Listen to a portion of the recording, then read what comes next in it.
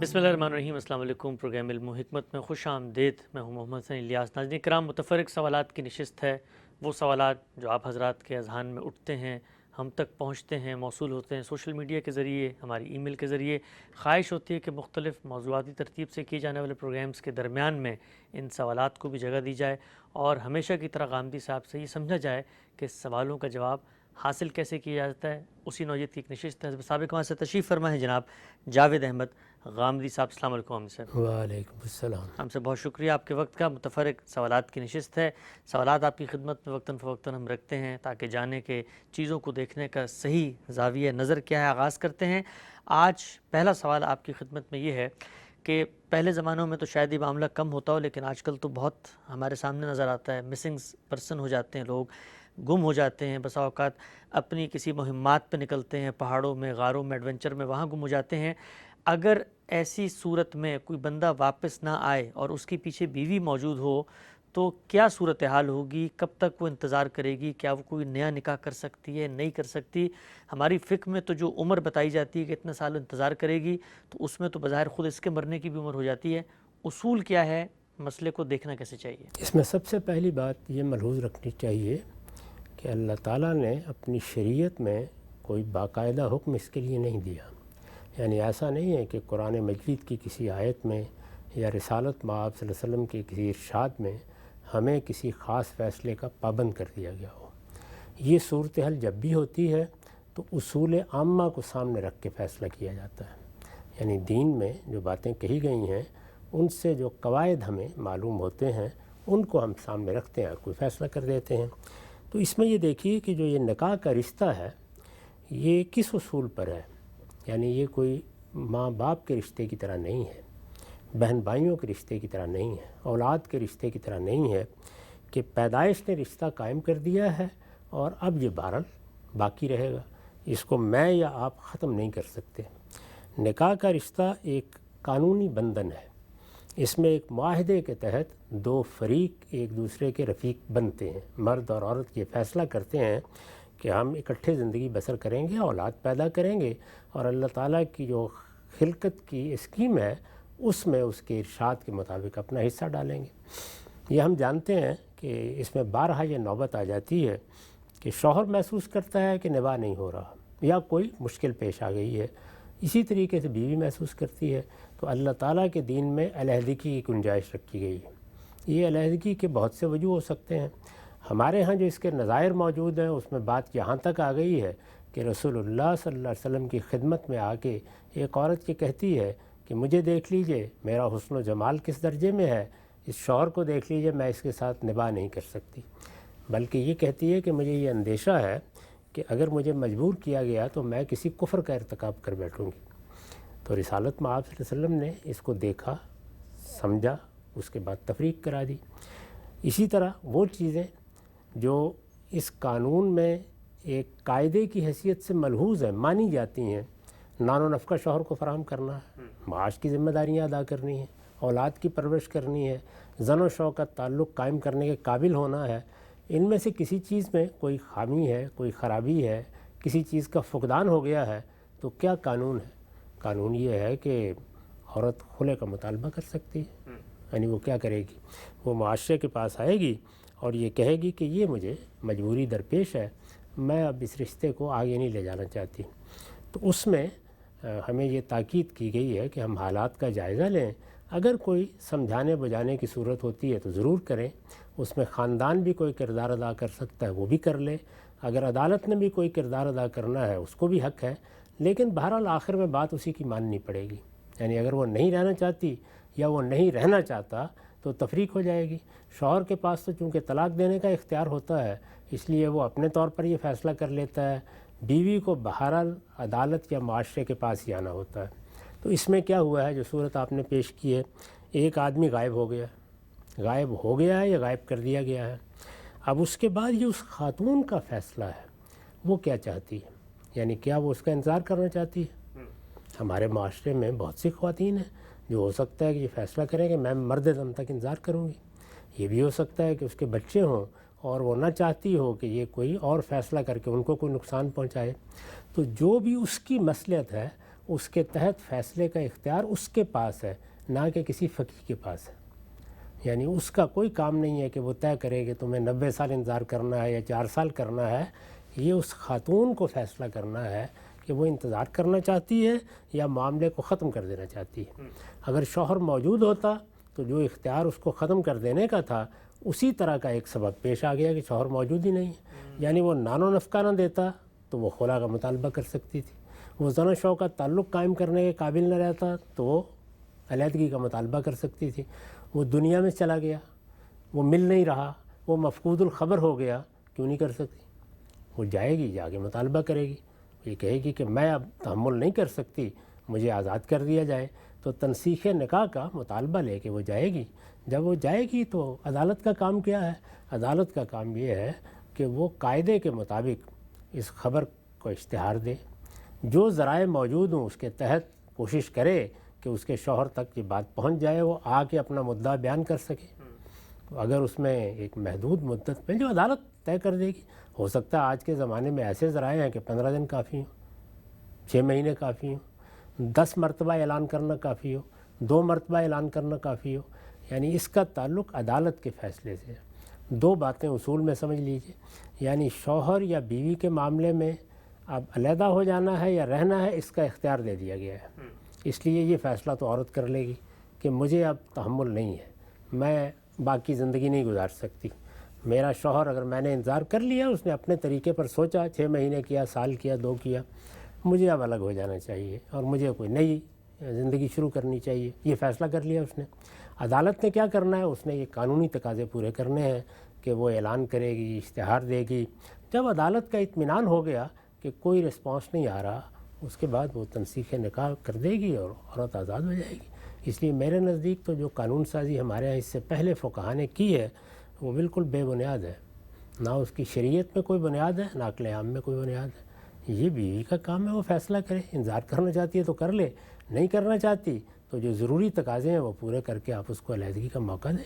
ٹھیک۔ اچھا ہم سے جو بات آپ نے فرمائی، اس پر کوئی منطقی اشکال اگر میں پیش کروں، کوئی شخص اگر یہ کہے کہ جی مثلا عدالت نے اگر خلا کرانی تھی یا تنسیخ نکاح کرانی تھی، اس کے آپ نے شواہد بھی پیش کیے خود ساتھ میں آپ صلی اللہ علیہ وسلم کی زندگی سے بھی کہ یہ فیصلے کا حق ملتا ہے بارکیف نظم اجتماعی کو یا معاشرے کو یا قانون کو، تو وہاں پر تو دوسرا فریق موجود ہوتا ہے، تو کوئی شخص یہ کہے کہ دوسرا فریق موجود ہوگا، اس کی بات سنی جائے گی، تو یہاں تو وہ موجود ہی نہیں ہے، لہٰذا تنسیخ نکاح کا معاملہ تو آپ یہاں نہیں کر سکتے۔ دوسرے فریق کو بلایا گیا ہے، دوسرا فریق بعض اوقات زندگی میں بھی نہیں آتا، بارہ ایسا ہوتا ہے، یعنی ایک عورت خلا کا مقدمہ لے کے چلی جاتی ہے، ابھی آپ عدالتوں میں جا کے دیکھ لیجئے، آپ کو دسیوں مثالیں مل جائیں گی، بار بار نوٹس بھیجے جاتے ہیں، نہیں آتا شوہر، پھر کیا کیا جائے؟ یعنی عورت کو معلق رکھا جائے، کہتے ہیں آخری نوٹس ہے ابھی۔ پھر ظاہر ہے کہ آپ اس کی مدت مقرر کرتے ہیں، یہ کہتے ہیں کہ 2 بار نوٹس بھیجا جائے، 3 بار بھیجا جائے، یہ وصول کرا لیا جائے۔ اگر ایسا نہیں ہوا تو پھر عدالت فیصلہ کر دیتی ہے۔ بنیادی بات یہ ہے کہ یہ 2 لوگوں نے آزادانہ مرضی سے ایک تعلق پیدا کیا تھا، ٹھیک، اس کو کسی کو بھی حق حاصل ہے کہ وہ کسی وقت ختم کر دے۔ یہاں مسئلہ یہ پیدا ہو گیا ہے کہ مرد تو طلاق دے کے ختم کر سکتا تھا، عورت نہیں ختم کر سکتی، اس کو معاشرے کے پاس جانا ہے، یہی ہمارا بھی اصول ہے اور یہ بالکل درست اصول ہے۔ اللہ تعالیٰ نے جو فرمایا ہے کہ الذی بیدہ عقدۃ النکاح، تو یہ بالکل درست ہے، لیکن یہ اسی وقت ہے جب کہ وہ شخص آ جائے، آنے کی پوزیشن میں ہو، نہیں ہے تو پھر عدالت فیصلہ کرے گی اور وہ نکاح کو ختم کر دے گی۔ تو جس طرح باقی معاملات میں یہ اختیار اس کے پاس ہے، اس معاملے میں یہ اختیار کیوں نہیں ہے؟ اور اس میں کوئی مدت کیوں خاص طور پر مقرر کی جائے؟ یہ جو مدت مقرر کرنے کی باتیں ہیں یہ بھی بالکل ایک عقلی قاعدے پر مبنی ہے، یعنی چونکہ اس زمانے میں اس طرح کے اشتہار نہیں دیے جا سکتے تھے، یہ ریڈیو یا ٹیلی ویژن جو ہو سکتا ہے کہ ان کو پابند کر دیا ہے تو 24 گھنٹے اعلان کر دیں، ایک ایک بچے تک خبر پہنچ جائے، یہ ممکن نہیں تھا۔ ایک جگہ سے دوسری جگہ خبر پہنچانے میں بھی مہینوں لگتے تھے، تو اس میں مدت مقرر کر دی۔ پھر کچھ ہمارے ہاں چونکہ منطق کا بڑا غلبہ رہا ہے تو یہ چیز بھی پیدا ہو گئی کہ وہ زندہ ہوگا تو کیسے اس کا نکاح ختم کر دیا جائے، تو زندگی کا ختم کرتے ہیں ہم۔ یعنی جب عورت یہ کہتی ہے آ کے کہ میں اب اس شخص کے ساتھ نہیں رہنا چاہتی، تو زندہ ہی ہوتا تو ختم کرتے ہیں نا۔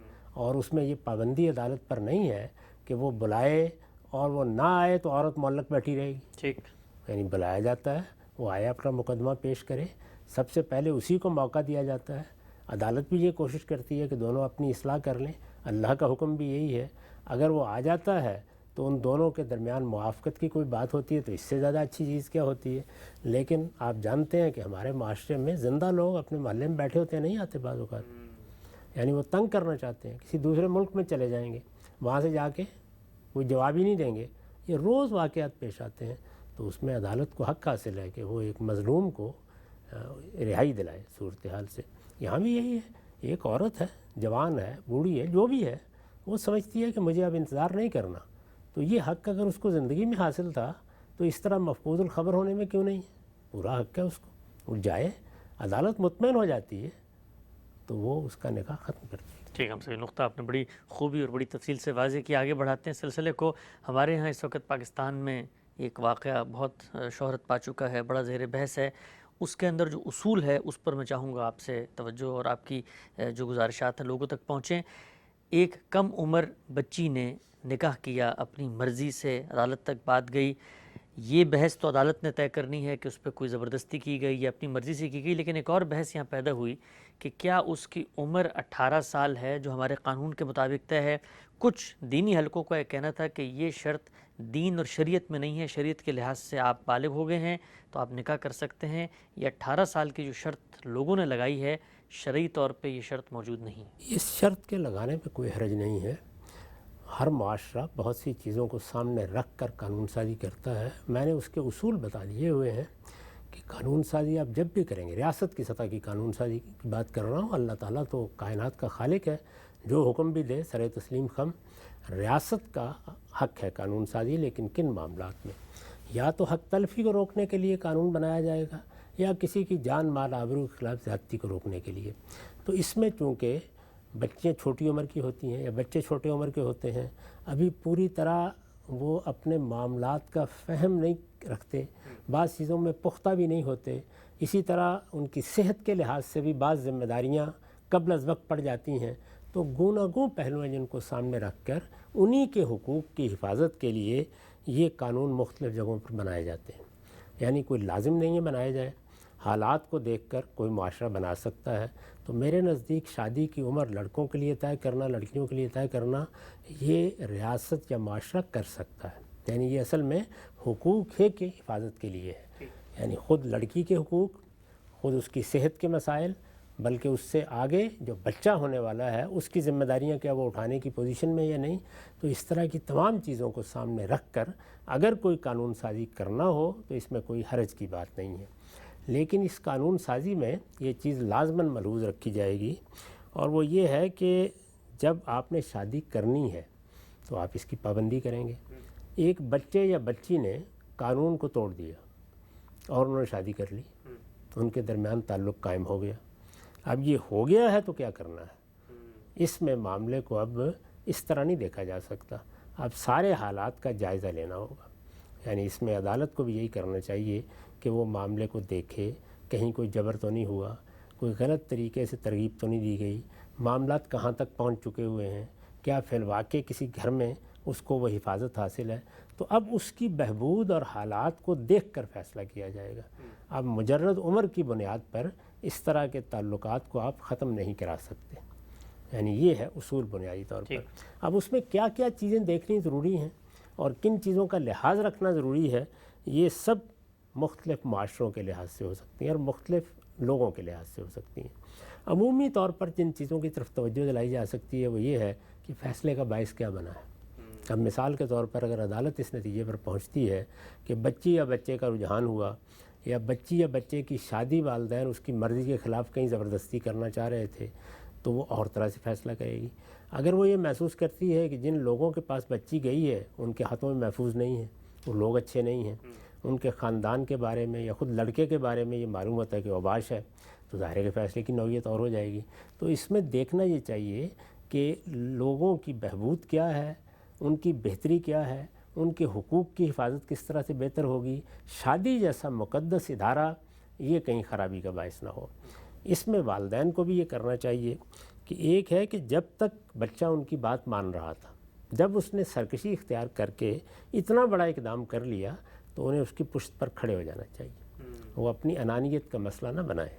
وہ ایک دوسرے گھر میں بچی چلی گئی ہے, پتہ نہیں اس کو کیا حالات پیش آئیں گے. چھوٹی عمر میں فیصلہ کیا ہے, معلوم نہیں کتنا غلط فیصلہ کر بیٹھی ہے, کس طرح کی جذباتی یا ہیجانی صورتحال میں فیصلہ کیا گیا ہے، تو اگر اس فیصلے کو آپ زبردستی ختم کرانے کی کوشش کریں گے تو اس سے اور خرابیاں جنم لیں گی۔ آپ پیچھے کھڑے ہو جائیں، زیادہ سے زیادہ کیا ہوگا؟ زیادہ سے زیادہ یہ ہوگا کہ اس فیصلے کے کوئی غلط نتائج سامنے آ جائیں گے۔ تو بچی کو اس پوزیشن میں ہونا چاہیے کہ والدین کا گھر اور سینہ اس کے لیے کھلا ہوا ہے، واپس جا سکتی ہے۔ یہ طریقہ اختیار کرنا چاہیے۔ تو اس میں نہ تو 17 اور 18 سال کو سامنے رکھ کر نکاح ختم کرانے یا ان کو واپس کرانے کی کوشش کرنی چاہیے، نئی حالات کو سامنے رکھ کے۔ البتہ یہ بالکل درست ہے کہ میں اپنے بچے کی شادی کرنے لگا ہوں، آپ کرنے لگے ہیں، تو ہمیں قانون کی پابندی کرنی ہے۔ اس موقع پر اگر عدالت یا قانون روکنا بھی چاہے تو ان کا حق ہے کہ روک دیں، لیکن اگر ایک معاملہ ہو گیا ہے تو پھر معاملے کی نوعیت بالکل اور ہوگی، اور اس میں بہت سی چیزوں کو دیکھنے کے بعد فیصلہ کرنا چاہیے۔ ٹھیک ہے، نقطہ آپ نے واضح فرمایا۔ ایک مختصر سی بات بھی بیان کیجیے گا کہ کیا شرعی لحاظ سے شادی کی کوئی عمر طے کی گئی ہے؟ کہا جاتا ہے ہمارے فقہ کی کتابوں میں بھی ابھی بلوغ ہے تو رشد ہے، ان کی خاص عمریں ہیں جو طے کر دی گئی ہیں، تو اس کے لیے کوئی حد متعین ہے کہ ہمارے یہاں؟ دیکھیے، بات یہ ہے کہ دنیا میں ہمیشہ شادی بالغ ہونے پہ کی جاتی ہے۔ قرآن مجید نے بھی اس کو اسی طرح لیا ہے۔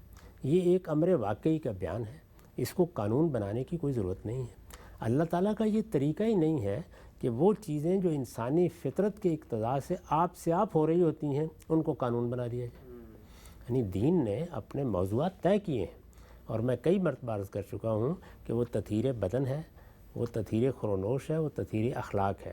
اس طرح کی چیزوں میں مداخلت کیوں کی جائے؟ یہ بالکل ایسے ہی ہے جس طریقے سے اللہ تعالیٰ اپنی کتاب میں یہ بات نازل کرتا کہ ہر شخص کو نان و نفقے کی جدوجہد کرنی ہے، جا کے کاروبار کرنا ہے، کاروباروں کی تفصیلیں بتائیں۔ تو یہ چیزیں جو ہیں یہ اللہ تعالیٰ موضوع نہیں بناتے ان چیزوں کو۔ تو یہاں پر بھی یہی صورتحال ہے، یہ ذکر آ جاتا ہے کہ جب بچے بالغ ہو جائیں تو ان کے یہ سپرد کر دو۔ اسی طرح مثلا یہ تعلیم دے دی ہے کہ یتیموں کے معاملات میں جب وہ بالغ ہو جائیں، پھر رشد کو پہنچ جائیں، تو ان چیزوں کو سامنے رکھ کر، بلکہ عقل عام کے تقاضوں کو سامنے رکھ کر، میں نے عرض کیا ہے کہ معاشرے کو حق حاصل ہے کہ قانون بنا دے، لیکن اس قانون کی خلاف ورزی اگر ہو گئی ہے، یعنی کسی بچے نے کر دی ہے اور اس حد تک خلاف ورزی ہو گئی ہے کہ زن و شوق کا تعلق بھی قائم ہو گیا، بچی چلی گئی، ایک گھر میں جا کے آباد ہو گئی، تو اب دین کا مزاج یہ نہیں ہے کہ آپ اب عمر کا سرٹیفکیٹ لے کے آ جائیں۔ یعنی اب دیکھنا پڑے گا کہ معاملات کی نوعیت کیا ہے، حالات کیا ہیں۔ اگر سازگاری کی صورت ہے تو میں آپ کون ہوتے ہیں گھر کو اجاڑنے والے، اور اگر کوئی ناسازگاری کا پہلو ہے تو اس کی پوری تحقیق کرنی چاہیے، اس کے لحاظ سے اقدامات کرنے چاہیے۔ ٹھیک ہے، سب آگے بڑھاتے ہیں سلسلے کو۔ یہ بیان فرمائیے گا، گزشتہ دنوں ہمیں اپنے پڑوسی ملک سے بھی یہ خبریں موصول ہوئیں کہ وہاں پر ایک مذہبی حکومت کا قیام وجود پذیر ہوا ہے، تو ایک کپل کے بارے میں یہ دعویٰ سامنے آیا کہ انہوں نے نکاح کیا، ان کے بچے بھی ہو گئے، مسلمان بھی تھے، لیکن کہا جاتا ہے کہ وہ نکاح جو ہے وہ جو ان کے ولی تھے ان کی اجازت کے بغیر ہوا، تو اب ساری چیز کو ریورس کیا جائے گا اور جو یہ نکاح ہے اس نکاح کو ناجائز نکاح سمجھا جائے گا، اور ناجائز تعلقات کی جو سزائیں ہوتی ہیں ان کا اطلاق بھی کیا جا سکتا ہے۔ اصول میں بتائیے گا اگر اس طرح کا کہیں کوئی واقعہ ہو اور نکاح کرتے ہوئے کوئی خلاف ورزی ہو گئی ہو تو کیا پورا معاملہ نل اینڈ وائٹ ہو جائے گا یا پھر ہم اس کو مان کر آگے بہتری پیدا کریں گے؟ یہاں بھی وہی صورتحال ہے، یعنی جب نکاح ہو رہا ہے تو اس میں بہت سی چیزوں کا لحاظ رکھنا چاہیے۔ یعنی جب نکاح ہوتا ہے تو میں نے عرض کیا ہے کہ یہ ایک ادارے کا قیام ہے، اس میں خاندان بھی اپنا کردار ادا کرتا ہے، والدین بھی کرتے ہیں۔ یہ بڑی صحیح بات فرمائی گئی ہے کہ وہ کیا نکاح ہوا کہ جس میں اولیاء شریک نہیں ہوئے، جس میں ماں باپ شریک نہیں ہوئے، یہ بڑی صحیح بات ہے، اس کا لحاظ رکھنا چاہیے۔ اگر کسی موقع پر کسی نے ایسی سرکشی اختیار کرنے کا فیصلہ کیا ہے تو معاشرہ بھی تنبیہ کر سکتا ہے، اس کو خاندان کے لوگ کرتے ہیں، عدالت بھی کر سکتی ہے، آپ کوئی قانون بھی بنا سکتے ہیں کہ اولیاء کو لے کر ہی نکاح کیا جائے۔ دیکھیے رسالت مآب صلی اللہ علیہ وسلم نے اس میں کتنی نازک بات کو ملحوظ رکھا ہے۔ یہ کہا کہ جو کنوارے بچے بچیاں ہوتے ہیں یہ اپنے اولیاء کو ساتھ لے کے نکاح کریں، اور اگر کوئی بیوہ عورت ہے تو وہ اپنا فیصلہ خود کرنے کا حق رکھتی ہے۔ کیا فرق؟ یعنی فرق کی وجہ کیا ہے؟ ذرا سا غور کریں تو وہی چیز ہے کہ یہ بچے ابھی الڑ ہیں، ان کی ابھی اس طرح عقل پختہ نہیں ہوتی، یہ جذبات اور ہیجان میں فیصلے کر لیتے ہیں۔ اس میں والدین کی شرکت، اولیاء کی شرکت کی بڑی محبوب مقصود ہے۔ یہاں بھی وہی صورتحال ہے کہ ہونے سے پہلے ہم اگر کوئی اقدام کرتے ہیں، معاشرہ کرتا ہے، ضرور کرنا چاہیے، اس لیے کہ معاشرے کے نظم کو قائم رکھنے کے لیے یا اس میں لوگوں کے حقوق تلف نہ ہو جائیں یا لوگ ایسے فیصلے نہ کر لیں کہ جو کل ان کے لیے زنجیر پا بن جائیں، ان کی مدد کرنی چاہیے۔ لیکن کیا یہ حکم اس طرح کا ہے کہ اگر اس کی خلاف ورزی کر کے کسی نے نکاح کر لیا ہے تو اس کے نتیجے میں حرام تعلق قائم ہو جائے گا؟ ہرگز نہیں۔ اس طرح کا معاملہ اگر ہو گیا ہے بالکل جائز ہوا ہے، تنبیہ کی جا سکتی ہے۔ آپ اس کی حرمت کو قائم رکھنا چاہتے ہیں تو کوئی جرمانہ کر دیں، کچھ اس طرح کر لیں، لیکن یہ کہ وہ نکاح ہوا ہے، اس کے نتیجے میں اولاد پیدا ہوئی ہو، بالکل جائز اولاد ہے۔ جن لوگوں نے بھی اس طرح کا کوئی فیصلہ کیا ہے انتہائی غلط فیصلہ کیا ہے۔ ٹھیک، اچھا صاحب آپ نے بات فرمائی کہ ولی کو ساتھ لے کر اپنا اعزہ، اقربا، والدین، خاندان سب کی رضامندی سے نکاح ہو، ایک نئی زندگی شروع کرنے جا رہے ہیں، لیکن ہم بھی دیکھتے ہیں کہ آج کے دور میں جو لوگ اس کو ملحوظ خاطر نہیں رکھتے تو اس کی بڑی وجہ یہ ہوتی ہے کہ ان کو یہ لگتا ہے کہ اگر ہم نے ان کے ہاتھ میں اپنی باغ دے دی تو یہ تو زبردستی، جو ان کے ذہنی تصورات ہیں تو ہمارے ہاں بچے پیدا ہوتے ہیں تو والدین جو ہے وہ ذہن میں سوچ کے بیٹھے ہوتے ہیں کہ وہ بچی بھی بڑی ہوگی تو ہم نکاح کر دیں گے، تو خرابی کی اصل وجہ تو اولیاء کا اپنے اختیارات سے تجاوز ہے، جس کے رد عمل میں سب چیزیں پیدا ہوتی ہیں۔ اس میں کیا شبہ ہے، اس میں اولیاء کی بھی تربیت کرنی چاہیے۔ میں تو کئی مرتبہ یہ عرض کر چکا ہوں کہ ہمارے ہاں ہر نصاب میں یہ چیز شامل ہونی چاہیے، یعنی شہریت کے کیا آداب ہیں، یہ جو متاحل زندگی ہے جس میں آپ شادی کرتے ہیں، خاندان بناتے ہیں، اس کے کیا آداب ہیں، کیا مسائل اس میں پیش آتے ہیں، اس ادارے کو دیکھنا کس نگاہ سے چاہیے، اس کی باقاعدہ تعلیم ہونی چاہیے، تعلیم میں اس کو داخل ہونا چاہیے، بچوں کی پرورش کس طریقے سے کرنی ہے یہ تعلیم کا حصہ ہونا چاہیے، کیونکہ یہ ہماری زندگی ہے۔ یعنی مجھے اتنی ضرورت حساب سیکھنے کی نہیں پڑے گی جتنی اس کی پڑھنی ہے۔ ہر عامی اور عارف کو اس مرحلے سے گزرنا ہے، تو اس کو لازماً نصاب کا حصہ ہونا چاہیے، اس کو پڑھایا جانا چاہیے۔ بہت اعلیٰ درجے کے لوگ ہونے چاہیے جو انسانی نفسیات کو سمجھتے ہوں، ان اساتذہ کو اس کی تعلیم بھی لینی چاہیے۔ تو یہ سارا اہتمام آپ کو کرنا ہے۔ اب اس کے بعد ہمارے ہاں ظاہر ہے کہ کتنی تربیت کر لیں پھر بھی ناشائستہ لوگ پیدا ہو جاتے ہیں، ناشائستہ حرکتیں بھی کرتے ہیں۔ اس میں بعض اوقات والدین اولیاء کی انانیت بھی شامل ہو جاتی ہے، تو ایسی سب چیزوں کو دیکھ کر ہی آپ مداخلت بھی کرتے ہیں۔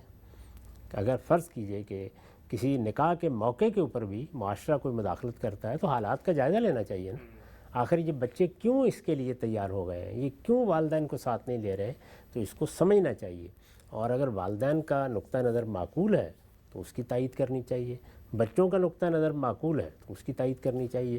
لیکن یہ ہو گیا معاملہ، ہو گیا تو یہ کیا کوئی یعنی ماں یا بہن کے ساتھ نکاح ہو گیا ہے کہ اس کو ناجائز قرار دیا جائے گا؟ یہ سارے شرائط، سارے حدود، بہت سی چیزیں ہیں کہ جو کسی کام کے ہوتے وقت ملحوظ رکھی جاتی ہیں، ہو جائے تو اس کے قانونی نتائج تک اس کو نہیں پہنچایا جاتا۔ اس کو دیکھیے کس خوبی کے ساتھ قرآن مجید نے واضح کیا ہے۔ لوگ اپنے باپوں کی منقوہ سے نکاح کر لیتے تھے، قرآن مجید میں نا لا تنکحوا ما نکح آباؤکم، تو قرآن مجید نے کہا کہ جو پہلے ہو چکا ہو چکا۔ کتنی بڑی بات ہے، یعنی یہ کہا کہ انہ کان فاحشۃ و مقتا و ساء سبیلا، یہ انتہائی قابل نفرت عمل ہے، یہ نہیں ہونا چاہیے تھا، لیکن ہو چکا تو اب یہ ہے کہ آپ ان بچوں کے اوپر فتویٰ لگائیں گے، ماضی میں جھانک کر دیکھیں گے، تو یہ طریقہ صحیح نہیں ہے۔ بہت سی چیزیں ایسی ہیں کہ جن کو آپ ابتدا میں روکتے ہیں اور روکنا چاہیے، لیکن اگر ہو جائیں تو پھر ان کے یہ قانونی نتائج نہیں لیا کرتے کہ اس میں اب اولاد حرام کی ہو گئی ہے اور یہ بچے ناجائز ہو گئے ہیں اور یہ تعلق ایسا ہے اور اس میں یہ سزا دینی چاہیے۔ نہیں، کوئی جرمانہ کرنا ہے، کوئی تنبیہ کرنی ہے، ضرور کریں، اس میں کوئی حرج کی بات نہیں۔ ٹھیک ہے شاہ صاحب، یہ آپ نے نکاح کے بارے میں اور خاندان کے ادارے کے بارے میں بات واضح کی۔ اسی اصول کو سامنے رکھ کر اگر میں ایک اور مثال آپ کے سامنے پیش کروں، ہمارے ہاں اگر ملک کے اندر آئین پامال ہوتا ہے، بڑا انحراف ہوتا ہے، خلاف ورزی ہو جاتی ہے، نظم حکومت توڑ دیا جاتا ہے، تو پھر کیا وہاں پر بھی ہم یہ اصول اپنائیں گے کہ اس نے کر دیا ہے تو جب تک نہیں کیا تھا تب تک ہم اس کو کہیں گے بھی آئین کی، قانون کی، جمہوریت کی، دستور کی پابندی کرو، لیکن اب تم نے کر دیا ہے تو اب اس کے بعد جو ہو گیا اس کو ہم گوارا کریں گے؟ دیکھیے، میں نے یہاں بھی یہ کہا ہے کہ سزا دی جائے گی، وہاں بھی یہ ہے کہ سزا دی جائے گی، تو یہاں کیا کہا ہے؟ بچے پیدا ہو گئے ہیں، یعنی ان کے بارے میں آپ کو یہ فیصلہ کرنے کا حق کیسے حاصل ہو گیا کہ وہ ناجائز ہیں؟ وہاں تو کوئی بچہ نہیں پیدا ہوا، وہاں تو ایک اقدام ہوا ہے، سزا دینی چاہیے، آخری درجے کی سزا دینی چاہیے، کوئی حرج کی بات نہیں ہے۔ تو کسی جرم کے ارتکاب پر سزا دی جائے، سزا کیا دی جائے زیر بحث ہے، یعنی اس مسئلے کو نل اینڈ وائٹ قرار دینا ہے، وہ معاملے کی نوعیت دیکھنی چاہیے کیا ہے، اس کے نتیجے میں اس معاملے کو آپ نے زنا قرار دے دینا ہے، بدکاری قرار دے رہے ہیں، اس پر گفتگو ہو رہی ہے۔ اس نے قانون کی خلاف ورزی کی ہے، سزا ضرور دینی چاہیے، یہاں بھی دینی چاہیے۔ کیا دینی چاہیے؟ وہ جرم کے لحاظ سے ہوگی، یہ بہت بڑا جرم ہے، ایک قومی میثاق کو توڑ دیا گیا ہے، اس کے نتیجے میں اصل میں فساد فی الارض کا ارتکاب کیا گیا ہے، تو اس لیے اس میں بڑی سے بڑی سزا دی جا سکتی ہے اور دینی چاہیے۔ ٹھیک، آگے بڑھاتے ہیں ہم سب اس سلسلے کو۔ یہ بیان فرمائیے گا کہ ماں باپ دنیا سے رخصت ہو گئے، اولاد پیچھے موجود ہے، تو اب اس اولاد کی ذمہ داری، اس کی پرورش، اس کی نگہداشت، اس کی پرداخت، کھانا پینا، سب یہ کس کے ذمہ ہے؟ دادا کے ذمہ ہے، نانی کے ذمہ ہے، دادا کے بہن بھائی موجود تھے؟ شریعت نے کیا کسی پر پابندی عائد کی ہے؟ اس کا گارڈین کون بنے گا؟ اس میں بھی دیکھیے اصول میں سمجھ لیجئے، اللہ تعالیٰ یا تو کسی چیز کو اپنی کتاب میں یا اپنے پیغمبر کے ذریعے سے متعین کر دیتے ہیں، جس کو ہم کہتے ہیں کہ اب یہ شریعت ہو گئی، اللہ کا حکم ہو گیا، اس کو اللہ تعالیٰ نے ہم پر لازم کر دیا ہے۔ ایسا نہ ہو تو پھر کس بنیاد پر فیصلے کیے جائیں؟ سوسائٹی کا عرف، یعنی ہر معاشرے کے اندر انسان کا اخلاقی وجود ایک قانون، ایک قاعدے اور ایک عرف میں تبدیل ہو جاتا ہے۔ دنیا میں قانون کی، قاعدے کی، ضابطے کی دو ہی چیزیں ہیں، تمام عدالتی نظم اسی پر چل رہا ہوتا ہے۔ یعنی ایک چیز سوسائٹی کے اندر کسی بنیاد پر، وہ کوئی تاریخی مسئلہ ہو سکتا ہے، وہ کسی سوسائٹی کی ثقافت ہو سکتی ہے، وہ اس کا کوئی پس منظر ہے، وہ اس کے کوئی مذہبی عقائد ہیں، وہ اس کی کوئی تہذیبی چیز ہے، کسی بھی وجہ سے کسی اخلاقی قدر نے قانون کی صورت اختیار کر لی۔ قانون سے میری مراد یہ ہے کہ سوسائٹی میں یہ تو نہیں کہ کسی حکومت نے قانون بنا دیا ہے، لیکن ایک رسم، ایک رواج مانی ہوئی چیز بن گئی۔ اسی کو قرآن مجید اپنی اصطلاح میں عرف کہتا ہے۔ تو اس عرف کی بنیاد پر فیصلے کیے جاتے ہیں، یعنی کسی سوسائٹی کا عرف کیا ہے۔ یہی عرف ہے جس کو پھر جب حکومتیں، منظم حکومتیں وجود میں آ گئیں تو وہ قانون میں بدل دیتی ہیں۔ یہ عمومی چیز۔ اسی کی ایک اگلی منزل یہ ہے کہ جب اللہ کے پیغمبر آتے ہیں تو وہ بعض چیزوں میں اللہ کی شریعت نازل کر دیتے ہیں۔ آپ دیکھیے قرآن مجید نے کس طرح اس کو بیان کیا ہے کہ جب رسالت میں آپ صلی اللہ علیہ وسلم کے ذریعے سے لوگوں کے حقوق کی حفاظت کی ہدایات دینا شروع کی تو پہلے مرحلے میں میراث کے بارے میں یہ کہا کہ معروف کی پیروی کیجیے، یعنی جو سوسائٹی کے اندر قاعدے ضابطے بنے ہوئے ہیں، جو روایات ہیں، تاکہ لوگ کم سے کم حق دینے کی طرف آمادہ ہوں۔ اس کے بعد اللہ تعالیٰ نے اپنا قانون نازل کر دیا، تو اب ظاہر ہے کہ اس معروف کا خاتمہ ہو گیا۔ تو یہاں پر بھی یہی صورت ہوگی کہ ہماری سوسائٹی کا عرف کیا ہے۔ تو سوسائٹی کا عرف یہی ہے کہ اگر والدین دنیا سے رخصت ہو گئے اور دادا دادی موجود ہیں، نانا نانی موجود ہیں، اسی طریقے سے اگر چچا موجود ہیں، ماموں موجود ہیں، وہی ذمہ داری اٹھاتے ہیں۔ تو یہ ذمہ داری بھی ظاہر ہے اسی لحاظ سے کبھی تقسیم کر کے اٹھا لی جاتی ہے۔ یعنی مجھے خود یاد ہے کہ ہمارے ہاں خاندان میں ایک اسی طرح کا حادثہ ہوا تو اسی موقع پر طے کر لیا گیا کہ یہ ایک بچے کو دادا پال لیں گے، ایک کو چچا پال لیں گے، ایک ماموں کے پاس چلا جائے گا، کسی کو خالہ نے لے لیا۔ تو ایسا ہی ہوتا ہے۔ تو اس میں عام طور پر لوگ فیصلہ کر لیتے ہیں، تاہم اگر کسی موقع کے اوپر کوئی بھی لینے کے لیے تیار نہیں ہے تو یہ ہے ایک بڑی ہی غیر معقول صورتحال۔ پھر ریاست کو، معاشرے کو بحیثیت مجموعی اپنی ذمہ داریاں پوری کرنی چاہیے۔ اس میں دیکھیے یتامہ کے بارے میں قرآن مجید نے جو معاشرے پر ذمہ داریاں ڈالی ہیں وہ پھر بتا دیا ہے کہ کیا کچھ کرنا چاہیے، وہ پھر معاشرے کو کرنا چاہیے ہر حال میں۔ لیکن اگر یہ اعضاء موجود ہیں، یہ براہ راست اعضاء ہیں، یعنی لڑکا دنیا سے رخصت ہو گیا، اس کا باپ موجود ہے، اس کی ماں موجود ہے، اسی طریقے سے عورت ہے تو اس کی ماں یا اس کا باپ موجود ہے، تو جو لوگ بھی ہیں وہ اصل میں فوراً وہ جگہ لے لیتے ہیں۔ میرے نزدیک اس میں بڑا سادہ اصول یہ ہے کہ وہ لوگ کہ جن کو اللہ نے میراث میں حقدار قرار دیا، جس طریقے سے قرار دیا، انہیں کو ذمہ داری بھی اٹھانی چاہیے۔ لیکن یہ سب عرف ہی ہے۔ ٹھیک، یعنی میراث میں حقدار قرار دیا اسی لیے کہ منفعت پہنچتی ہے تو ان کو، اسی لیے نا، یعنی وہ ذمہ داریاں اٹھاتے ہیں، وہ رفاقت میسر کرتے ہیں، وہ برے حالات میں آپ کے ساتھ کھڑے ہوتے ہیں۔ تو اس سے زیادہ بری حالت کیا ہوگی کہ ایک شخص دنیا سے رخصت ہو گیا ہے، اس کے بچے یتیم ہو گئے۔ تو اس لیے اسی لحاظ سے ان کو ذمہ داریاں پوری کرنی چاہیے۔ ٹھیک، اس میں ہم سے ایک اور تجویز بھی لوگ عام طور پہ دیتے ہیں کہ آپ اپنی زندگی میں یہ طے کر لیں کہ بھئی میرے بچوں کو اگر ہم میاں بیوی کسی حادثے میں رخصت ہو جائیں تو ان کا اس صورت میں گارڈین کون ہوگا، اور ان کو پہلے سے رضامند کر لیا جائے تو اس سے بھی نزاع کی صورت سے بچا جا سکتا ہے۔ بہت اچھی بات ہے۔ دیکھیے وہ تو ایک بہت ہی اچھی بات ہے کہ آدمی اپنی زندگی میں اگر محسوس کر رہا ہو کہ اس طرح کوئی حادثہ ظاہر ہے موت کا حادثہ تو کسی وقت بھی پیش آ سکتا ہے، یعنی عمر کے اس حصے میں ہے کہ جہاں پر اس کا اندیشہ محسوس ہوتا ہے تو ضرور اپنے بچوں کے بارے میں وصیت کرنی چاہیے۔ میرا خیال ہے اس میں سب سے اچھا نمونہ ہمارے ایک جلیل القدر شخصیت علامہ اقبال کا ہے۔ اچھا، ہاں، ان کی جو اپنے بچوں کے بارے میں وصیت ہے وہ ذرا پڑھیے۔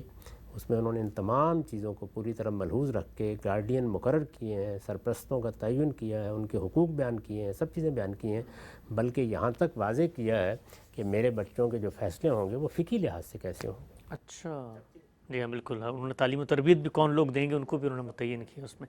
آگے بڑھاتے ہیں ہم سب سلسلے کو، اور یہ بہت ہی مبارک بات ہے کہ مسلمان سوچیں مستقبل کے لحاظ سے بھی اپنی اولاد کے بارے میں۔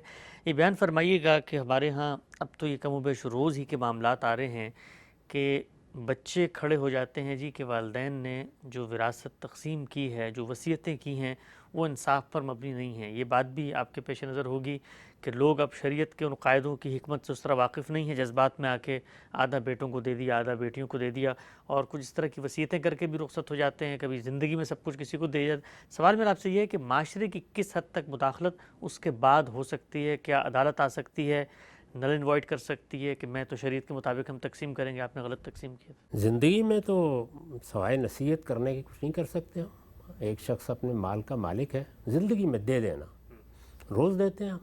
یعنی کسی بیٹے کو ہم تعلیم کے لیے کہیں سے کہیں بھیج دیتے ہیں، کسی کو ہم نے کسی عام اسکول میں پڑھایا ہوتا ہے، حالات کے لحاظ سے بھی فیصلوں میں بڑی تبدیلی آ جاتی ہے۔ تو زندگی میں تو آپ اپنے بچوں کو جو دیتے ہیں، بس یہ ہے کہ ہر آدمی کو نصیحت کرنی چاہیے کہ اولاد کے ساتھ بھی معاملہ انصاف کے ساتھ کرے، لیکن اللہ تعالیٰ نے اس کو مقرر نہیں کیا، اس لیے کہ زندگی کے احوال ہی کی نوعیت بڑی مختلف ہے۔ ایک وقت کے حالات ایک ہیں، دوسرے وقت کے حالات دوسرے ہیں۔ بچوں کے ساتھ آپ کا تعلق، ان کی ضروریات بھی مختلف ہو سکتی ہیں۔ ایک بچہ بہت ذہین ہے، اس کی تعلیم کا بہت دور تک بندوبست کرنا ہو سکتا ہے کہ ہزاروں لاکھوں خرچ ہو رہے ہوں۔ ایک بچہ ہنر مند تھا، اس کو ہنر سکھا دیا، وہ اپنے پاؤں پر کھڑا ہو گیا ہے۔ تو دسیوں چیزیں ہیں جن کا لحاظ کر کے والدین اپنے بچوں کے ساتھ معاملہ کرتے ہیں، اس میں کوئی پابندی نہیں لگائی گئی۔ کوئی اگر واضح طریقے پر بے انصافی کر رہا ہے تو نصیحت کی جائے گی، لیکن جس کا مال ہے اس کو حق حاصل ہے کہ فیصلے کرے۔ میراث کے معاملے میں اللہ تعالیٰ نے پہلے وصیت کا حق دیا ہے، یہ بتایا ہے کہ اگر تمہاری کوئی ضرورت ہے، تم کسی کی خدمت کا صلہ دینا چاہتے ہو تو پہلے وصیت کر لو، تو وہ وصیت پھر اس کا حق ہے، اس پر کوئی قدغن میں یا آپ نہیں لگا سکتے، بس اللہ نے جو پابندی لگا دی ہے وہی ہے۔ لیکن اس وصیت کے بعد اللہ نے حصے مقرر کر دیے ہیں، یعنی رشتہ داری کی بنیاد پر بندے کو یہ حق نہیں دیا کہ وہ وصیت کرے۔ رشتہ داری کی بنیاد پر خدمت کے لیے کر سکتا ہے، ضرورت کے لیے کر سکتا ہے، لیکن رشتہ داری کی بنیاد پر اللہ نے حصے مقرر کر دیے ہیں۔ ان کی اگر کسی نے خلاف ورزی کی ہے تو معاشرے کو بھی حق ہے، قانون کو تو اللہ کا مقرر کردہ حق ہے۔ تو سوسائٹی کی قانون سازی یا مداخلت کی دو ہی تو بنیادیں ہیں، یا پہلے سے موجود کسی حق کو تلف کر دیا گیا ہے، حق دلوایا جائے گا، اور یا یہ ہے کہ جان مال آبرو کے خلاف زیادتی میں اقدام کیا جائے گا۔ تو یہاں ریاست کو، معاشرے کو پورا حق ہے کہ وہ اللہ تعالیٰ کے قانون کے مطابق جو چیز طے ہے اس میں اگر کوئی غلطی ہوئی ہے یا خلاف ورزی ہوئی ہے تو اس کا ازالہ کروائے۔ ٹھیک، لیکن اگر باپ نے مثلا اپنے کسی بچے کو آگ کر دیا ہے اور کہا ہے کہ یہ اب میرا بیٹا نہیں ہے، اس کو میراث سے بالکل دور رکھا جائے میری، تو اس صورت میں بھی ریورس ہونے کا کوئی پروسیس ہے؟ یہ حق تو اس کو حاصل تھا کہ وہ کسی ایسی صورتحال میں، یعنی ایسے واقعات ہو جاتے ہیں نا، اب ایک بچہ ہے، اس نے سرکشی اختیار کی ہے، سرکشی بھی آخری درجے کی کر لی ہے، تو والد نے اگر اس طرح کی کوئی چیز کی ہے تو اس کا بھی ریویو کرنے کا عدالت کو حق حاصل ہے، وہ بھی جا سکتا ہے، یعنی دیکھا جا سکتا ہے۔ اس کو قرآن نے بیان کر دیے کہ اگر تم یہ دیکھو کہ وصیت کے معاملے میں کوئی سی عدوان کا، کسی اسم کا ارتکاب ہوا ہے تو اصلاح کر دو اس کی۔ ٹھیک، لیکن وہ بڑی دیانتداری کے ساتھ معاملے کا جائزہ لے کے یہ عدالت کرے گی، اختیار دیا گیا ہے۔ ٹھیک، یعنی کرنے والے کے لیے بھی لازم ہے کہ وہ عند الناس بھی اس بات کو کوالیفائی کرے، اور عند اللہ بھی کہ اگر میں نے آگ کی ہے تو میں اس کو پروف کر سکتا ہوں۔ آگے بڑھاتے ہیں سلسلے کو، بیان فرمائیے گا۔ ہمارے یہاں بڑی ہی عام اور مشہور بات ہے کہ قبر کے اندر 3 سوال ہوں گے، اور ان سوالوں کے بارے میں بھی بتایا جاتا ہے، مختلف باتیں سامنے آتی ہیں۔ تو یہ کئی بات قرآن مجید میں بیان ہوئی ہے کہ انسان جب دنیا سے رخصت ہوگا تو سب سے پہلے 3 سوال پوچھے جائیں گے۔ یہ بات تو قرآن مجید میں جگہ جگہ بیان ہوئی ہے کہ جب موت آتی ہے تو فرشتے آتے ہیں، اس وقت مکالمہ بھی ہوتا ہے، بات بھی ہوتی ہے، سوالات بھی ہو جاتے ہیں، وہ قرآن میں نقل ہوئے ہیں بہت سے۔ اور جب آتے ہیں تو وہ اس شخص کے لحاظ سے آتے ہیں، یعنی وہ فرشتے کہ جو سختی برت رہے ہوتے ہیں اور وہ فرشتے کہ جو استقبال کر رہے ہوتے ہیں۔ تو یہ ساری باتیں تو قرآن مجید میں جگہ جگہ بیان ہو گئی ہیں۔ سب سے زیادہ تفصیلی مکالمہ وہ ہے جو سورہ نساء میں نقل ہوا ہے، کہ جس میں اللہ تعالیٰ کہتے ہیں کہ وہ لوگ جو رسول اللہ کے زمانے میں ہجرت نہیں کر رہے تھے اور اپنے اپنے علاقے میں کفر کی زندگی بسر کرنے پر مجبور سمجھ رہے تھے اپنے آپ کو، ان سے فرشتے موت کے وقت کیا بات کرتے ہیں، وہ ساری بات چیت نقل ہوئی ہے، ان کے جوابات بھی نقل ہوئے ہیں۔ تو اس کا مطلب یہ ہے کہ موت جب آتی ہے تو یہ صورتحال پیش آ جاتی ہے، یہ تو قرآن نے بتا دیا۔ اب رہ گئی یہ بات کہ حدیثوں میں کچھ اس طرح کے سوالات نقل ہوئے ہیں، تو میں نے سب حدیثوں پر باقاعدہ کام کر کے واضح کر دیا ہے کہ اس میں جو سوالات کیے گئے ہیں وہ سوالات رسول اللہ کے براہ راست مخاطبین سے متعلق ہیں. اچھا. اور رسول اللہ کے براہ راست مخاطبین کی نوعیت بالکل الگ ہے. ان سے جو سوالات کیے جائیں گے اس میں سب سے اہم سوال یہی ہوگا کہ تمہاری طرف ایک پیغمبر کی براہ راست بعثت ہوئی، کیا رائے رکھتے ہو ان کے بارے میں؟ تو وہ نقل ہو گیا ہے. اس میں اگر لوگوں کو ضرورت محسوس ہو تو وہ تمام تحقیقات کا خود مطالعہ بھی کر سکتے ہیں. ٹھیک ہے. ہم سر نقطہ بھی آپ نے واضح فرمایا. چند منٹ ہمارے پاس باقی ہیں، ایک دو سوال اور لے لیتے ہیں. فرشتوں کے بارے میں بتائیے گا کہ فرشتے کیا کوئی باشعور مخلوق ہیں، ارادہ اور اختیار رکھتے ہیں؟ اگر رکھتے ہیں تو ان کی طرف سے کبھی اس کی خلاف ورزی سامنے نہیں آتی؟ بظاہر لگتا ہے کہ پوری کی پوری ضروریت ہے فرشتوں کی، انہوں نے صرف گندگی کا فیصلہ کر لیا، سرنڈر کر دیا اللہ کے سامنے. تو کیا جس وقت سب مل کے ایک ہی کام کر رہے ہیں تو ان کی ایک روبوٹک پرسنالٹی سامنے آتی ہے؟ ارادہ اختیار ہے، شعور ہے، نہیں ہے، کیا معاملہ ہے ان کا؟ اللہ تعالیٰ نے جو 3 مخلوقات بنائی ہیں، یعنی ہمیں بتایا ہے اس کی مخلوقات کیا کیا ہیں. 3 مخلوقات باشعور مخلوقات ہیں. ان کے پاس ارادہ بھی ہے، ان کے پاس اختیار بھی ہے. فرشتے سب سے برتر مخلوق ہے، اس کے بعد جنات ہیں، پھر اس کے بعد ہم انسان ہیں. تو شعور بھی دیا گیا ہے اور مختلف صلاحیتیں بھی دی گئی ہیں. ہمارے ساتھ معاملہ یہ ہے اور جنات کے ساتھ بھی یہی ہے کہ ہمیں اللہ تعالیٰ نے ایسی صورتحال میں ڈال دیا ہے، ایک غیاب میں ڈالا ہے، دنیا کا اقتدار دے دیا ہے، ہمارے اندر بہت زیادہ میلان رکھ دیا ہے خلاف ورزیوں کی طرف. اسی کو بیان کیا ہے فَأَلْهَمَهَا فُجُورَهَا وَتَقْوَاهَا. ہمیں اس امتحان میں ڈالا گیا ہے. تو امتحان کے تقاضے سے بعض چیزیں ہمارے اندر رکھی گئی ہیں، بعض ماحول میں فراہم کی گئی ہیں.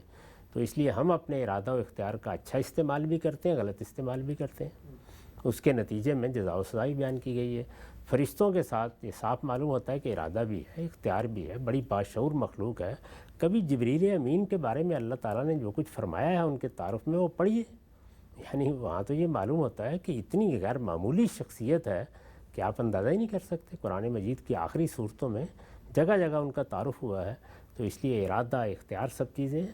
آپ یہ دیکھیں گے جب شروع میں اللہ تعالیٰ نے ان کے سامنے اپنی اسکیم رکھی کہ میں نے ایک ایسی مخلوق بنانے کا فیصلہ کیا جس کو میں زمین کا اقتدار دے دوں گا، انی جاعل فی الارض خلیفہ.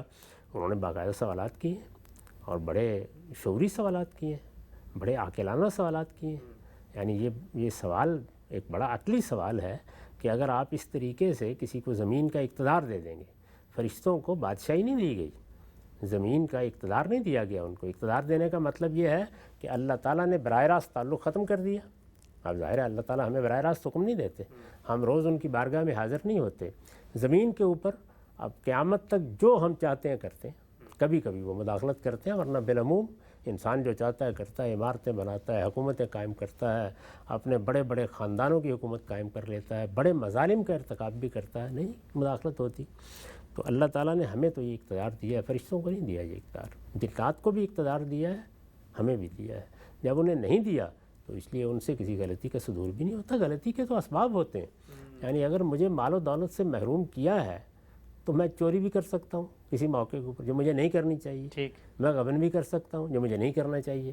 اگر ایسے حالات ہی درپیش نہیں ہیں تو میرا دماغ خراب ہوا ہے، میں یہ کام کروں گا. تو اس لیے فرشتوں کا معاملہ ان کے حالات کے لحاظ سے اور میلانات کے لحاظ سے ہے. ورنہ وہ باشعور مخلوق ہیں، سمجھتے ہیں، سوالات کرتے ہیں، چیزوں کو دیکھتے ہیں، تمام امور سے پوری طرح واقف ہیں. ٹھیک. اچھا ہم سے بھی جو مکالمہ نقل کیا جاتا ہے اس کو اللہ تعالیٰ نے خود بیان کیا ہے قرآن مجید میں کہ وَإِذْ قُلْنَا لِلْمَلَائِكَةِ إِنِّي جَاعِلٌ فِي الْأَرْضِ خلیفہ.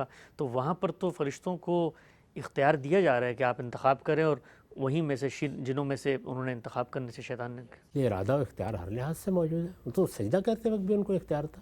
یہ تھوڑی تھا کہ وہ نہ کریں یا کریں یا ایک ہی چیز کے پابند ہیں. نہیں، ان کو یہ اختیار دیا گیا کہ چاہیں تو کریں چاہیں تو نہ کریں. البتہ نتیجہ اس کا کچھ نکلنا تھا. چنانچہ ابلیس نے بھی اسی اصول کے اوپر انکار کیا تو فرشتے سارے کے سارے جھک گئے. تو اللہ نے بڑی ان کی تعریف کی ہے. وہ اگر اس طرح سے روبوٹ تھے کہ ان کو ہر حال میں جھکنا ہی تھا تو پھر کہنے کی تعریف کا کیا محل ہے اور امتحان کیا تھا اور پھر یہ سب دکھایا کیا گیا. وہاں آدم کو یہی تو دکھایا گیا کہ فرشتے سب سے برتر مخلوق ہیں اور یہ دیکھیں کہ اللہ کے حکم پر ان کی انانیت آڑے نہیں آئی اور انہوں نے اپنا سر جھکا دیا ہے. تو اس کا مطلب کیا ہے؟ اس کا مطلب یہ ہے کہ اختیار رکھتے تھے، ارادہ رکھتے تھے، سر جھکانے سے انکار کر سکتے تھے لیکن انہوں نے نہیں کیا.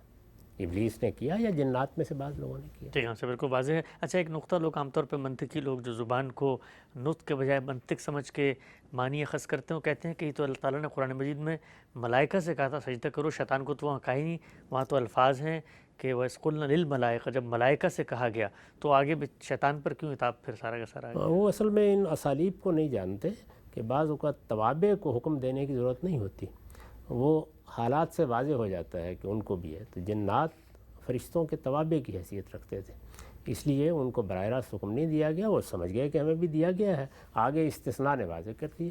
تو یہ علی سبیل تغلیب کا اسلوب ہوتا ہے، ہم بھی دنیا میں اختیار کرتے ہیں۔ یعنی کسی برتر چیز کو فرض کر لیجئے کہ کسی سوسائٹی کے اندر جیسے ایک زمانے میں غلامی رہی ہے، تو ایک گھر کے مالک کو جو بات کہی جائے گی پورے گھر سے متعلق ہو جائے گی آپ سے آپ۔ ٹھیک، اچھا ابھی ہم نے فرمایا ہم سب کہ فرشتے برتر ہیں، پھر انسان نے، ہمارے یہاں تو بڑا مشہور ہے کہ اشرف المخلوقات وہ انسان کو سمجھا جاتا ہے، اور یہ کہتے ہیں فرشتے کہنے سے میری تحقیر ہوتی ہے، میں مسجود ملائک ہوں، مجھے انسانی رہنے دو، تو ہم تو اپنے آپ کو برتر سمجھتے ہیں۔ جی، لیکن قرآن مجید میں تو ایسی کوئی بات نہیں کہی، نہ کسی حدیث میں ایسی کوئی بات آئی ہے۔ قرآن مجید میں تو اس کے بالکل برخلاف یہ کہا ہے کہ فضلنا علی کثیر ممن خلقنا، اللہ نے بہت سی مخلوقات پر انسان کو فضیلت دی ہے، لیکن یہ کہ وہ فرشتوں سے بھی برتر ہے، یہ کہاں کہا گیا ہے؟ ٹھیک، اچھا آخری سوال۔ فرشتوں کو جو سجدہ کرنے کے لیے کہا گیا وہ کسی برتری کی وجہ سے نہیں کہا گیا، وہ ایک برتر مخلوق کو اللہ کے حکم کی پیروی کرنے کے لیے کہا گیا۔ اچھا، اسی لیے تو امتحان بنا، اور ابلیس نے اسی سے استدلال کیا ہے کہ خلقت کے لحاظ سے میں برتر ہوں، تو آپ نے کیسے مجھے یہ حکم دے دیا؟ تو اللہ تعالیٰ نے یہ تو نہیں کہا اس کے جواب میں کہ تم خلقت کے لحاظ سے برتر نہیں ہو، عجیب حماقت میں مبتلا ہو، فرمایا تم نے میرے حکم کی خلاف ورزی کی، استکبار کیا تم نے۔ ٹھیک، آخری سوال غام صاحب آج کی نشست کا، ایک فرشتوں کے بارے میں یہ سوال انسانی عقل بھی اٹھاتی ہے کہ انسان کو بنانے کا چلیں ایک مقصد تھا، اور اس مقصد کا سامنے ظہور بھی ہو گیا، جب دنیا میں انسان موجود نہیں تھے تو پھر فرشتے کیوں اللہ تعالیٰ نے تخلیق کیے، ان کا کیا مقصد ہو سکتا تھا؟ یعنی یہ اللہ تعالیٰ کی کائنات ہے، اس نے بنائی ہے، اس میں کیا کیا مقاصد ہیں، اس کا احاطہ میں یا آپ یا ہماری عقل کیسے کر سکتی ہے؟ یہ بات طے ہے کہ جب کائنات بنائی گئی تو اس کا نظم فرشتوں ہی کے سپرد کیا گیا، اسی لیے تو انہوں نے جواب میں یہ کہا ہے کہ ہم تو تسبیح تقدیس کر رہے ہیں، اس پوری کائنات کو ہم نے آپ کی تسبیح و تقدیس سے معمور کیا ہوا ہے، جو حکم ملتا ہے اس کو ہم بجا لاتے ہیں، پھر اس کو پیدا کرنے کی کیا ضرورت ہے زمین کے اوپر؟ تو کائنات پوری کی پوری اس وقت بھی جو ہے وہ فرشتوں ہی کے حوالے کی گئی ہے، اللہ تعالیٰ نے ان کو ذمہ داریاں دی ہیں، وہ معلوم نہیں وہاں کیا کیا کام انجام دے رہے ہیں۔ ہمیں تو اس میں جب ہم نے ایک سوال کیا تھا رسالت مآب صلی اللہ علیہ وسلم کے زمانے میں، تو جواب یہ دیا گیا کہ ما اوتیتم من علم الا قلیلا، تمہیں اس طرح کے معاملات کا بہت تھوڑا علم دیا گیا ہے، تو ہمیں اپنے علم کے حدود میں رہنا چاہیے۔